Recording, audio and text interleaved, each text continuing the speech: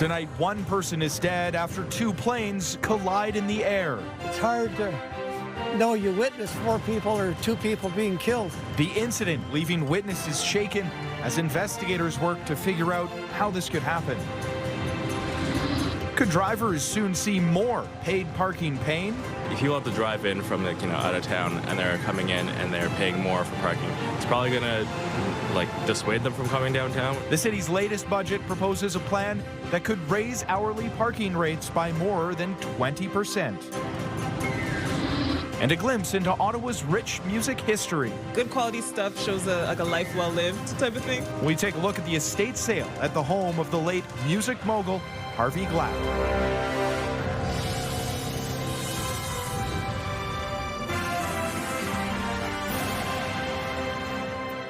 Good evening and thank you for joining us. We begin tonight with a tragedy in the air over Martintown in South Glengarry. One person is dead after 2 airplanes, small airplanes, collided in the air, leaving witnesses stunned. CTV's Natalie Van Roy is following this for us tonight, and she joins us with the details. Natalie. Austin, we spoke to the Transportation Safety Board of Canada, who confirms both of the planes were owned and operated by Cornwall Aviation and were conducting training flights at the time of the crash. Now, the planes collided above Martintown in South Glengarry, which is approximately 100 kilometers southeast of downtown Ottawa. Now, after the mid-air collision, the 2 people in one of the planes, both of whom are pilots, were able to land safely, but the wing of the second plane separated from the aircraft and it crashed into the woods. The Transportation Safety Board says that pilot was killed. One witness called 911 as he saw one of the planes drop from the sky. It's a very tragic accident because that never happens. I mean, so many planes are around here all the time and you never see anything. And then just to know that somebody's going to die and you're watching it, I have a hard time sleeping tonight. I spent 45 minutes in the bush with a couple of paramedics and firemen walking, trying to work our way through the bush to find the wreckage, but we were unsuccessful, but they found it down the 25, I guess, a little bit farther. That was witness Glenn Finbo, who says the tragedy has shaken the community and that a number of witnesses tried to help to find the wreckage right after that crash. Now, paramedics say a search and rescue technician also parachuted to the scene. After the mid-air collision, the Piper Seminole was able to land safely at Cornwall Airport. However, one of the wings separated from the Cessna and the aircraft crashed in the woods behind me. We've just deployed to the site today and we're still in the process of collecting information. We know that the 2 pilots are in Cornwall and they're safe. Unfortunately, the pilot of the Cessna suffered fatal injuries, we believe, and the next of kin haven't been notified, so we'll respect their privacy for now and we'll wait that to unfold. OPP say County Road 20 was closed for the investigation.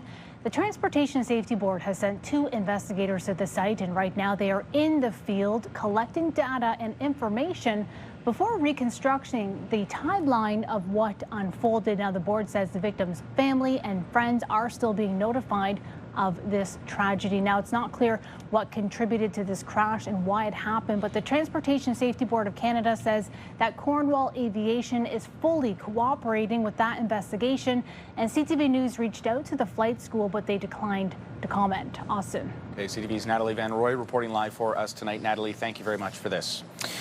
Well, residents could soon be paying more to park in some of Ottawa's busiest neighborhoods. A new proposal in the 2026 city budget would give staff the power to raise hourly parking garage rates by more than 20%. CTV's Josh Morano joins us live in studio. And Josh, obviously a lot of drivers probably not too happy about this. Yeah, Austin, while the plan doesn't automatically raise the prices into 2026, it does let city staff boost rates when demand spikes. Hourly rates could go as high as $8, and drivers are frustrated, to say the least. It's getting expensive, very expensive. Robert comes to the Byward Market almost every weekend to do some shopping. but doesn't enjoy paying for parking. I always park away from the Byward Market. I'll always park at the end of Dalhousie. There's a 3 hours parking, park the car over there, walk downtown, and come back. The 2026 budget is proposing another hike in fares for municipal lots. If approved, staff would have the authority to boost the hourly rate to $8 an hour and a $26 maximum. I know some friend who didn't have any choice that to park, in those parking. And was at that time, we're talking probably 10 years ago, it was crazy. And now I could imagine what you're going to have to pay. The city says it's about flexibility, adjusting parking fees when seasonal demand spikes, like summer at Petrie Island or events in the market. If people have to drive in from out of town and they're coming in and they're paying more for parking, it's probably going to dissuade them from coming downtown, which is a little unfortunate. Currently, hourly and daily rates vary at the 15 municipal lots. I don't think they can or they should increase them to that high. But in the market, businesses worry higher rates could scare off the quick stop customers they rely on. I understand the reasoning because it's right now it's very cheap to park in the market. Generally, those are the cheapest parking garages around, and we're happy about that. If they want to increase it a bit, I think that's going to be okay, but let's really not try to scare anybody from coming down here. And as the city weighs its options, Robert says higher rates could push people to look elsewhere for their shopping and errands. People's going to go somewhere else. Just for example, the big mall in Gatineau right now, the parking is free. So I can see, people rather to go over there than come back here. City staff say this is only a tool, not an automatic increase. Councillors will vote on the budget in December. And for now, drivers say they just want clarity before anything goes up. Austin. Okay, Josh, thank you very much for this. CTV's Josh Morano reporting live for us tonight. Well, Ottawa fire crews worked to contain flames in a commercial high-rise building on Elgin Street this morning. Crews were called out shortly after 10 a.m. and a working fire was declared at 10:35. It took nearly an hour and a half to get the situation under control, but firefighters, they were able to extinguish the fire before it spread. No injuries have been reported. Ottawa police are issuing a warning about a series of residential break-and-enters linked to an organized crime group. Police believe 9 recent break-ins, primarily in the east end of the city, are linked. Jewelry and money, those are the main targets. The photo has been released of a suspect and a vehicle. That's a Dodge Ram pickup truck, and anyone with information is urged to contact police. Another winter-like day here in the nation's capital. A little bit of snow still sticking around, but for the most part, it has cleared off as we take our first look at the weather forecast. And it is still going to be pretty cold. We did see some hail in parts of the city today as well, and there is that freezing rain mixed in with regular old rain. It's currently -2 degrees. And so right before we were going to air, I got a text from a friend of mine out and about saying, yeah, the hail's coming down. And so we're keeping an eye on that in, again, parts of the city. Tonight's low, 0 degrees. That likely won't be the case for a lot of other parts in the region. You can see Mont Tremblant expecting some snow, so that's great news for all the skiers out there. -3, 0 degrees in Gatineau. Warming up tomorrow to 2 degrees, so pretty much exactly what we experienced today, minus the freezing rain. That's not in the forecast, at least not right now, from Environment Canada for Ottawa, with that high of 2 degrees and similar conditions carrying over across the region. Snow, however, in Maniwaki, Mont Tremblant, and Montreal. A rare move from U.S. President Donald Trump could help bring down the cost of some grocery products on both sides of the border. Trump has reversed course on the duties imposed on dozens of products in the face of high grocery costs in the States. CTV's Jeremy Charon reports. A late Friday decision by U.S. President Donald Trump rolling back tariffs on dozens of food products. I think that President Trump is starting to get it. Taxing food will eventually lead to political punishment. The move comes in the face of growing backlash from American consumers over the high cost of groceries. This expert says other countries will benefit too. Good news for us Canadians, because a lot of food comes through the U.S. into Canada, and that will now be tariff-free. Still, President Trump insists the U.S. has virtually no inflation. The single greatest thing we have right now is the use of tariffs. But his shift in stance on the duties now lifted from products like coffee, beef, and many others, some say is a result of weaning domestic support for his policies and their economic impacts. Well, clearly what we're seeing here is the president is losing this battle. He's losing the narrative. But the president stands by his trade policies. Will you change anything else with tariffs? I don't think it'll be necessary. Not what Canada is looking to hear. Trade negotiations between the two countries remain stalled, and Canada's finance minister told a crowd of Canadian business leaders this week he doesn't believe trade agreements are popular right now. The golden age, I would say, of multilateral agreement at least is probably behind us for the time being. Canada's largest multilateral trade agreement is the Canada-US-Mexico agreement. It is the reason Prime Minister Mark Carney insists Canada already has the best deal with the U.S. on tariffs. But CUSMA is up for review in 2026. Jeremy Sherrill, CTV News, Ottawa. With just days to go until MPs cast their vote on the Liberal budget, a parliamentary watchdog is throwing cold water on the government's accounting and its promise to meet its own deficit targets. CTV's Judy Trin takes a closer look at where the gap is. There is one figure all sides agree on. Budget 2025 comes with a whopping $78 billion deficit. Parliament's budget watchdog says that digging out of the hole will be harder than the Liberal government is letting on. We think that the definition the government's used around capital investments is overly expansive. And in particular, they've thrown some things in there, some categories of spending, which other jurisdictions in other countries would not typically include. Under Mark Carney, the budget is split into operational costs, day-to-day expenses like the salaries of public servants, versus capital investments, such as long-term funding for major projects. The United States has changed. That's their right. We must respond. That is our imperative. And the budget builds Canada strong by focusing on what we can control. Despite the record deficit, the finance minister says the government will balance the operating side in 3 years and shrink the deficit to GDP ratio starting next year. 100% of our MPs opposed the costly Carney credit card budget that is going to drive up the cost of food, housing, and living. The government's categorization of $311 billion in capital investments is significantly higher than the watchdog's number of $217 billion. It's a difference of $94 billion that the budget officer says should be added to operational costs, making it less likely for the government to balance that side of the ledger. In fact, over the 5-year horizon, the operating budget would not be balanced at all. The budget watchdog is recommending that independent experts determine exactly what is a capital investment, given how subjective the definition can be. As for Monday, Parliament resumes, and the public should brace for another round of confidence votes on the budget. Judy Trin, CTV News, Ottawa. Well, a home filled with love, history, and lots of music was front and center today as the family of an Ottawa music titan put his items up for sale in an estate sale. Harvey Glatt and his wife Louise, they were pivotal in helping Ottawa's music culture blossom, and CTV's Kimberly Johnson joins us now after going to that estate sale. So, Kimberly, what sort of items are we talking here? Austin, this house is a time capsule filled with beautiful furniture, posters signed by big names, and art, all in the home of the Glatts. Harvey Glatt passed away in August at the age of 91, leaving behind a musical legacy in the city. Today, those who came by the estate sale say being able to hold a piece of that is special.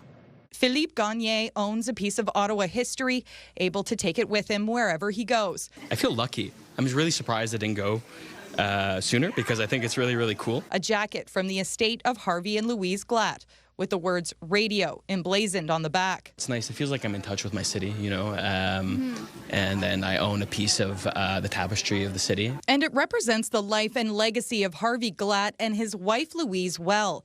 A legendary figure in the Ottawa music scene, Harvey Glatt opened the Treble Clef, Ottawa's first standalone music store, which became a chain. He was a silent partner in Le Hibou, an iconic coffee house that drew big names, and in 1977 opened the radio station Shea 106. He was also a promoter and manager representing the likes of Bruce Coburn and James Leroy. The standouts are Cream, Roy Orbison. Everyone knows Bruce Coburn. So Saturday, signed posters and photos by legendary musicians adorn the walls. Among the records, furniture, and art that filled the couple's home throughout their lives, now being sold in an estate sale. The Glatt's family hoping the items get a new life. You can tell they've had such a rich life. After donating some pieces to the City of Ottawa archive, organizers say more than 1,000 pieces are up for sale over 2 days, drawing more than 300 people. Love that mid-century modern vibe, and that's very much just good quality stuff, shows a life well lived. Marlene Barzin says estate sales are becoming more popular. Social media has made estate sales much more popular, and also the rise of secondhand shopping has made it so that that newer generation who is very sustainably minded is going to be a new kind of consumer that comes. They brought the world into their home, all of it. Those who knew the Glatts also coming one last time to pay tribute. They had more than just their lives in mind the whole time. They had projects that would benefit other people. This shopper happy to find a special connection to the city. To bring something like this home, I'm never going to get rid of them. Today was the last day for the in-person estate sale. Those who are running it say the remaining pieces will be moved online to the company's Instagram page. And if you are interested in that, details for that can be found online at ctvnewsottawa.ca. Austin? Okay, Kimberly, thank you very much for this. CTV's Kimberly Johnson reporting live for us tonight. Well, there is a celebration of culture that's underway tonight at Lansdowne, where the World Multicultural Festival has taken over the Horticulture Building. CTV's Camille Wilson attended the festival earlier today, and she joins us now with a recap. Camille. Austin, you could travel by plane, but today I got to visit 72 countries under one roof right here in Ottawa. Canada is known as a multicultural country, and that was clear today with so many ethnic backgrounds gathering to share and express the love they have for their homeland. Dancing, vibrant colors, and authentic foods, experiencing 72 countries underneath one roof. We're just looking at exploring some different cultures and learning about different countries and you know, seeing all these different things, try some different foods. Hundreds gathering for the 7th annual World Multicultural Festival, celebrating diversity in various cultural communities of the world. I really liked the different jewelries and costumes because they really pop out from the natural ones that we find in a bunch of other stores, and it's very unique products to look at. With more than 50 vendors selling products from their homelands. I think bringing a piece of Nigeria is really important. It just showcases how strong and resilient our country is, and it also educates others and brings our African heritage towards other communities for them to see as well. Showcasing traditional dances and artistic performances, bringing each nation's flavor to the crowds. Being Canadian with Guyanese parents, I think it's very important to understand where we came from, our heritage, our culture. We are learning each other's culture, each other's habits, each other's cuisines. You can see the Global Food Galleria here, and you will find multicultural cuisine here. So everybody's tasting everybody's food, every culture's food, and it's a wonderful celebration. For some, it was all about supporting a friend. We are here today because we are supporting the next singer up, Scorpion King. We are friends of his, and we came to do our support. And there he is right now on stage singing. I think Ottawa is such a diverse, multicultural city, and it's so nice to be able to be proud of our own culture, but see other people's cultures and learn from them. Coming together and showing unity is what the celebration was all about, while learning and showing respect to different communities. The festival runs until 10 p.m. tonight, so there's still a little bit of time to catch the festivities. Austin. Okay, CTV's Camille Wilson reporting live for us tonight. Camille, thank you very much. A retired Ottawa firefighter who came to the aid of a woman who was stabbed at the College Square Loblaws has been honored. Mayor Mark Sutcliffe and Councillor Lane Johnson welcomed John Sobey to City Hall yesterday to recognize him for his heroism. In August, a woman in her 70s was stabbed inside the grocery store. Sutcliffe says Sobey quickly intervened and treated the woman until emergency responders arrived. Long wait times definitely lead to poor patient outcomes. As patients face long wait times at hospitals right across the country, after the break, we will share details on an ordeal one woman had to face and the consequences the delays can have for patients. Before we go to break, here's a live look through our Centennial Glass Skycam. It is currently a brisk -2 degrees.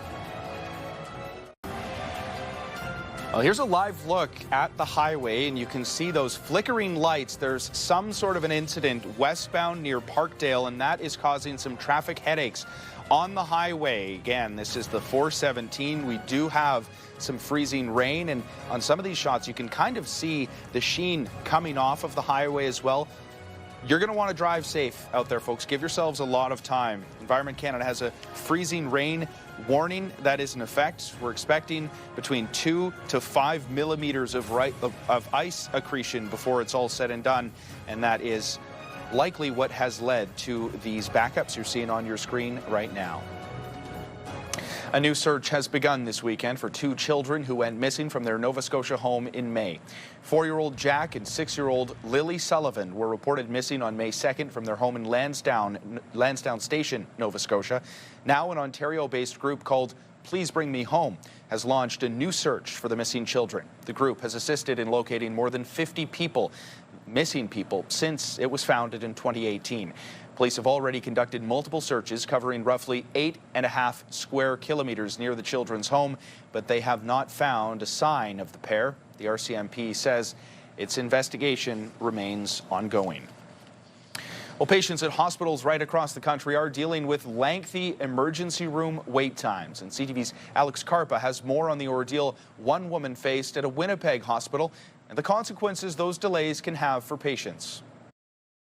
July 3rd, 2025 was a day Lori Statina will never forget. I needed to come to the hospital. Statina was in a lot of pain. She was taken in an ambulance to the Grace Hospital in Winnipeg, where despite telling the triage nurse she was in pain, she waited and waited. I was fearing for my life. Her pain was getting worse, and after around 20 hours, she was admitted. Only then she found out she had been suffering from a mild heart attack and her bowel was perforated, and she was taken in for emergency surgery. I didn't even know what I was having surgery for, and they put me out, and I woke up to having 19 staples from basically the top of here all the way straight down. The Winnipeg Regional Health Authority in a statement said they recognize the challenges patients and staff continue to face in emergency rooms and are working to improve patient flow and reduce wait times. Long wait times definitely lead to poor patient outcomes. Emergency physician Dr. Noam Cates says wait times have ballooned dramatically over the last few years, and this, he says,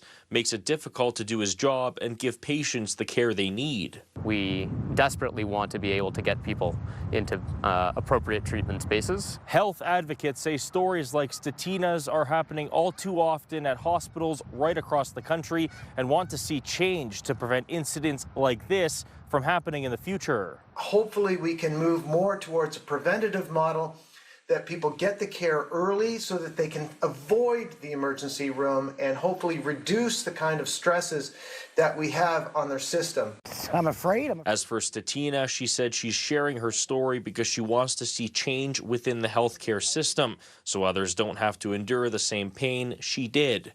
Alex Carpa, CTV News, Winnipeg. Environmental groups are slamming the announcement from the Prime Minister to fast-track 2 major BC projects. They say the government appears to be putting climate goals on the back burner as it doubles down on the fossil fuel industry. CTV's Martin McMahon has that story.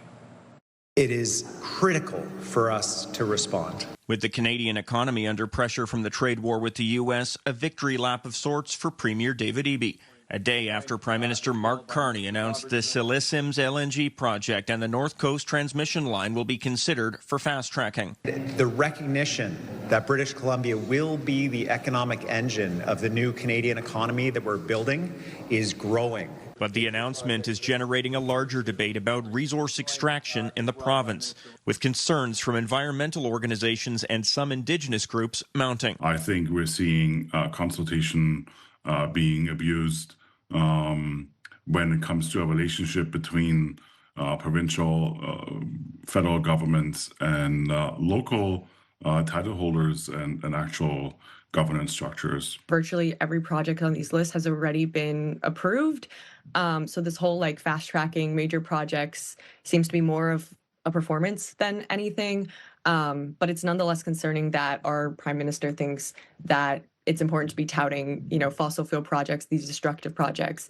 But the fact the Prime Minister feels the need to get involved in order for these projects to go ahead speaks to a larger issue of cumbersome regulation, according to some business groups. CLSMs means thousands of construction jobs, hundreds of long-term operating jobs. There's billions of dollars in capital investment in a part of the province that really feels it when investment dries up. Even with the government's announcement, the owners of the CLSMs project have yet to make a final investment decision on whether to move ahead. Martin McMahon, CTV News, Vancouver. The Vatican says it has returned several artifacts connected to Canada's Indigenous peoples in the latest steps towards reconciliation between the Catholic Church and Canada's First Nations and Indigenous communities. 62 artifacts are said to have been returned to Canadian Catholic bishops. The Canadian Conference of Catholic Bishops says it will transfer these artifacts to the national Indigenous organizations. These artifacts had been sent to Rome as part of the 1925 exhibition held by then Pope Pius XI.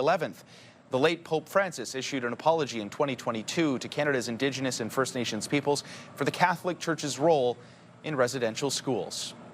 I think it helps a lot based on the reconciliation, based on the healing that's being sought after. Remember, it took a century and so to destroy Indigenous people, attempt to destroy and really eradicate our existence. So and now it's taking time to come back to reality that we have to do what's right. And this is, I think, a way of the church to try to help out and build that relationship. We still have a strong relationship with the church as the Métis. And Canada's Foreign Affairs Minister Anita Anand posting on social media about the artifact return, saying Canada welcomes it and that it is an important step that honors the diverse cultural heritage of Indigenous peoples. Well, it was a big day for the Northern Super League. Vancouver's Rise FC won the league's first championship earlier today, and the federal government is said to invest up to $5.45 million to support the NSL. This is going to give transformative upgrades to facility improvements across the country for venues, a commitment to continue to explore new opportunities to support the league. And in Southern Ontario, this includes the intent to make investments to enhance the stadium and training facilities for the league's Ottawa Rapid FC and AFC Toronto teams, creating professional atmosphere and enhanced experiences for the fans, obviously for the players. So look, this is about shaping our future. We are delighted to support this. This is the kind of investment that matters. The government had started talks with the first-year league to assess its needs. The 6 teams previously said a key priority is improving their infrastructure. The league has also announced plans to add a 7th team in 2027, eyeing Central and Western Canada. During the storm, you could see the vessel move almost independently. The stern was moving up and down and the bow a different way. Still ahead, crews off the west coast of Newfoundland are working to salvage and secure debris from a shipwreck, but moving the vessel will not be easy. There's a live look through our Centennial Glass Skycam. It is currently -2 degrees out there right now, and that is along with the conditions, really the story of the day. Nasty conditions right across the city. And we were talking a little bit earlier about some of the delays on the 417. And a lot of that has to do with the freezing rain warning that is in place. You can see here along the Rideau Canal, they're getting a lot of work done. The freezing conditions mean that pretty soon, hopefully, we'll be able to lace them up and get out there for a skate. They're also replacing the lights along the Rideau Canal, making sure it's all illuminated and it lands down. The ice is getting underway there too. So great time of year for those that like to get out for a skate, but probably wouldn't want to do it right now. Look at all the weather activity on our radar. You can see that cloud of pink coming through. That is the freezing rain warning that Environment Canada has in place. And again, I mentioned it earlier, I'll say it again, about 2 to 5 millimeters of ice accretion by the time it's all done. So could be some dangerous driving conditions. Out on the East Coast, it's 1 degree in St. John's, 0 in Charlottetown, and -1 in Halifax, -2 in Fredericton, and that is closer to where we are right now. It's showing 0 we're actually just below the freezing mark, and so a mixed bag right across the province here. And as we take a look at the prairies, 1 degree in Regina and 1 degree in Edmonton, same with Winnipeg. It's 6 right now in Calgary, and some overcast conditions in Vancouver. They're currently sitting at 9. So we are expecting that freezing rain over the course of this evening and through the night, really, to turn into flurries by tomorrow afternoon with a high of 2 degrees. And it's a similar story along the Ottawa Valley as well. In the Valley, we're expecting that freezing rain to continue tonight, and then 2 degrees is the high for tomorrow with flurries. The Seaway, same situation, although they don't have the freezing rain. They just have showers or drizzle over the course of this evening. So over the next 7 days, we do expect after that snowfall tomorrow, things will stay relatively dry. That's the expectation right now. You see cloudy conditions on Monday, Tuesday, sun on Wednesday. That'll be our bright spot, but it'll be chilly all throughout the week, well into the single digits, and definitely time to break out the jackets if you haven't done so yet. Well, crews off the west coast of Newfoundland are working to salvage and secure debris from a shipwreck. However, as CTV's Garrett Berry reports, it will be some time before they are actually able to move the ship. Months of battering waves are taking their toll on the Mediterranean shipping company's Baltic 3. This week, salvage crews with the Canadian Coast Guard found increased structural damage inside the ship. It's now more at risk of breaking apart completely. During the storm, you could see the vessel move almost independently. The stern was moving up and down and the bow a different way, and it caused more pronounced buckling at the side. The Swiss company's cargo ship has been stuck near Lark Harbor on the west coast of Newfoundland for months, ran roughly into the ground after the boat lost power in a storm in February. It was carrying cargo from Montreal to Corner Brook. A dramatic helicopter rescue saved all 20 of the crew. For 9 months now, Coast Guard workers and contractors have been cleaning up the boat and the fuel. Normally, these vessels are designed to be at sea, so we don't necessarily design them to be the way that this thing is behaving. Naval architecture instructor Winston Pinn says it's a testament to the boat's design that it's lasted so long aground, but the job of the Coast Guard is getting harder as the boat disintegrates. Salvage crews aren't going to try to move the boat until sometime next spring. It's sure to be a long process. They may even have to cut it up into pieces. For now, they're going to try to make the boat heavier. They're going to pump some more water into some sections of the boat in an attempt to stabilize it where it is for the winter months. Damage to the boat means officials have to reevaluate which areas are safe to access inside the vessel. That evaluation is set to happen next week. Garrett Berry, CTV News, St. John's. Can't believe that they were still making pennies in the last, 20 years or so. Still ahead, the end of the penny in the U.S. The last one was minted this week, and collectors say if you're still holding on to a few of the pennies, well, they could be worth more than you think. Pure Country 94, Ottawa's country music station. Pure access to the biggest stars and the hottest songs. Download the free iHeartRadio app to listen to Pure Country everywhere. iHeartRadio Weekenders is powered by Barhaven Ford, Ottawa's newest and largest Ford store, and Eastern Ontario's Ford EV leader. It is time now to check in with our iHeartRadio Weekender, Tanea Taylor. Tanea. Kicking it off with the Robert Plant Holiday Market. This is a great one to check out this weekend because it's loaded with local vendors, including food and snacks to keep you fueled while you browse. Nice way to get a start on your Christmas shopping while you support local. I always love the markets at Robert Plant Greenhouse. There's so much to do there. Keeping up the Christmas theme, tomorrow is the Barhaven Santa Claus Parade. We are definitely at that time of year already. It gets underway at 5:30. Move 100 will be in the parade, along with floats from all your favorite local friends. It starts at Beatrice and Stranraer Drive and ends next to the Canadian Tire Center. Bundle up, bring out the kids because Santa will be there. And last today, this weekend, is the 7th annual Holiday Craft Market at the NAC. This features dozens of local vendors, all helping you get into the Christmas spirit and helping you get a head start on your Christmas shopping. Always love a good chance to support local. There will also be live entertainment for while you browse. As usual, lots more happening around the capital this weekend. For the full list and all the details, check ctvottawa.ca/weekenders. For the iHeartRadio Weekenders, my name's Tanea Taylor. Have a great one. iHeartRadio Weekenders is powered by Barhaven Ford, Ottawa's newest and largest Ford store, and Eastern Ontario's Ford EV leader.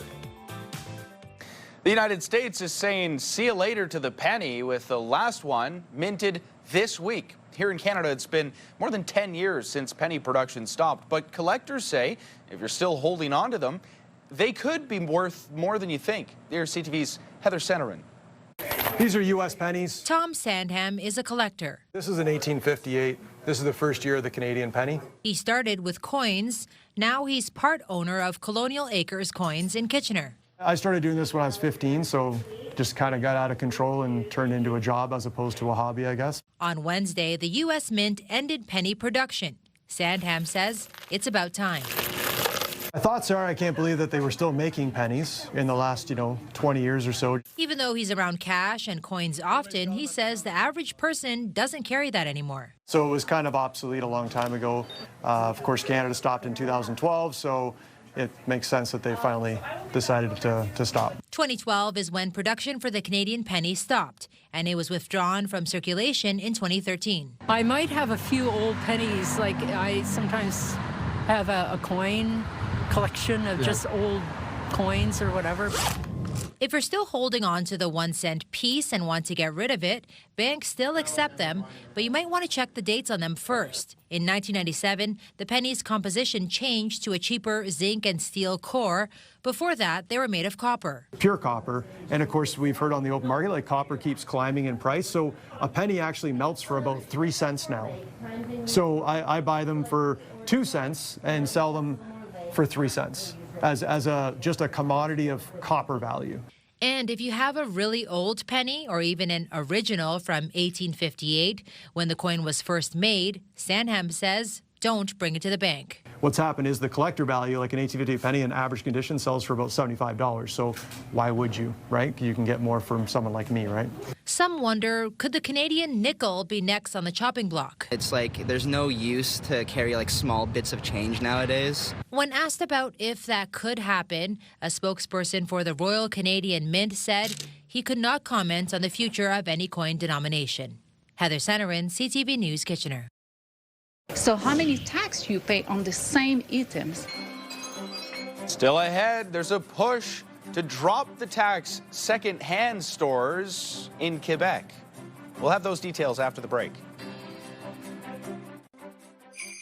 The Bell Media building is lit up. It's bigger and brighter this year, thanks to our good friends at Christmas Decor from Nutrilon. Well, there is a call in Quebec to remove the sales tax on second-hand children's clothing. CTV's Angela McKenzie reports. For almost 30 years, the Treasure Chest consignment shop in Saint Laurent has been selling clothes for children that are second-hand. Owner Melanie Pichet says she's been seeing more customers in the last year. Just to pay the grocery store, it's so expensive. So they don't have the money to buy new thing for the kids that is going to be good for 3 months. She says children grow out of their clothes so quickly, the items she gets for the store often look brand new. Mom of 3, Audrey Meilleux, says buying secondhand just makes sense. My budget for 3 children is so big. We have to change each season, each age. She signed a petition Quebec Solidaire sponsored at the National Assembly earlier this week. It calls for an end to sales tax on secondhand children's clothing. Pichet says she can't understand why those items are taxed to begin with, since tax was already paid when they were new. Sometimes I could see the same pair of pants for a few times, 3 times, 4 times, 5 times. If it's in good shape, I'm going to take it back. So how many tax do you pay on the same items? In addition to saving parents money, Pichet says buying secondhand keeps clothing out of landfills and is a way to fight against fast fashion. She'd like to see an end to taxing anything pre-used. Not just for clothing, for kids, also for adults, for toys, for baby stuff. We should not pay. With Christmas around the corner, Meilleux says her budget has to stretch even further. The secondhand saved my life. It's also saved her bottom line. Angela McKenzie, CTV News.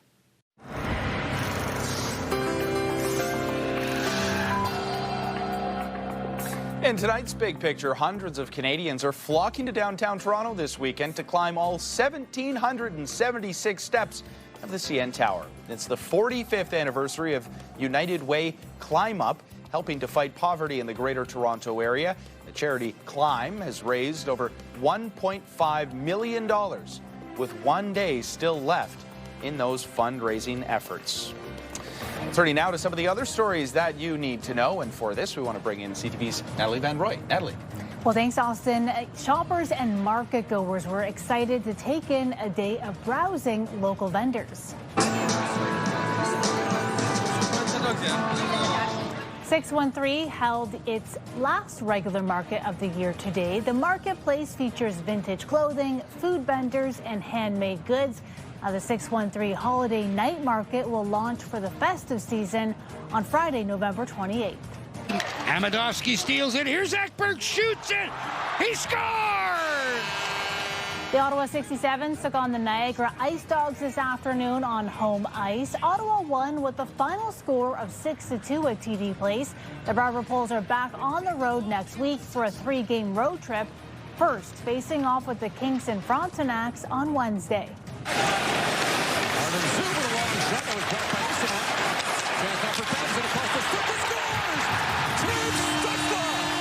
And the Ottawa Senators are also on home ice tonight, facing off with the Los Angeles Kings in only minutes.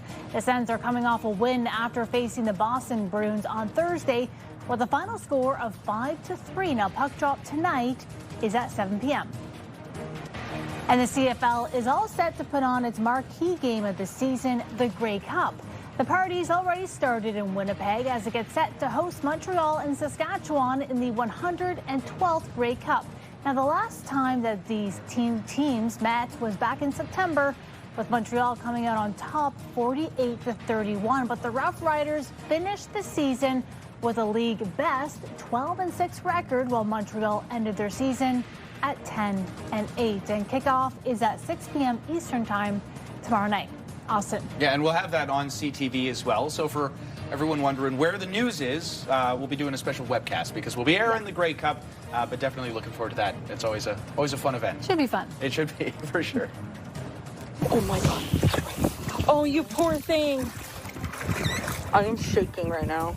Coming up, harrowing moments for a young seal off the West Coast. Climbing aboard, there he is, trying to avoid a pod of orcas. Before we go to break, there's a live look through our Centennial Glass Skycam. It has warmed up, but only slightly. It is now -1. Tonight, Canada's baby formula crisis. It is one of the top items that families seek at the food bank. Desperate parents in need, the extremes they're going to in order to feed their children as prices soar. Later on CTV National News. The National Capital Region is jam-packed with incredible experiences you don't want to miss. Hey, I'm Sneha Taylor, your iHeartRadio Weekender, powered by Barrhaven Ford. Get the inside scoop on all the biggest and best events every Thursday, Friday, and Saturday on CTV, Move 100, Pure Country 94, TSN 1200, and News Talk 580 CFRA. iHeartRadio Weekenders is powered by Barrhaven Ford, Ottawa's newest and largest Ford dealership, and Ontario's #1 Ford EV dealer. Hairstyles, courtesy of Salon Fiorella. Here's a recap of the top local stories we're following right now. I have a hard time sleeping tonight. One person is dead after 2 small planes collide in the air in South Glengarry. An investigation is underway as witnesses are trying to make sense of this tragedy. If they want to increase it a bit, I think that's going to be okay, but let's really not try to scare anybody from coming down here. Well, included in the city's latest budget, parking prices, which soon could be on the rise, much to the chagrin of many drivers. I think we have a great music scene here. I think we have a lot of music history here. And an estate sale, offering a unique look into Ottawa's music history at a time, or rather, at the home of the late music mogul Harvey Glatt and his wife, Louise. We'll take a last look at the weather forecast now, including your 7-day weather forecast. And again, the freezing rain warning is what a lot of people are talking about. That'll turn into some flurries by the time we get to tomorrow morning with that wake-up weather. Looking like 0 degrees to start the day and getting to a high of 2. The beauty is going to come on Wednesday, if you want to call it that. It's still going to be cool at 1 degree, but at least we'll get some sunshine, and then we're right back to rain on Friday. That's the expectation, and a decent amount of rain at that. So cloud coverage for much of the next week, and cool temperatures, as you see on your screen there, getting up to a weekly high of about 3 degrees on Friday, and that is about as good as it is going to get. Well, finally for us tonight, harrowing moments. I don't know if you had a chance to see this, but I love these types of stories. A young seal climbing aboard a boat in the West Coast, trying to avoid a pod of orcas. Oh my God. Oh, you poor thing. I am shaking right now. Yeah, so a terrifying moment there. You can see the young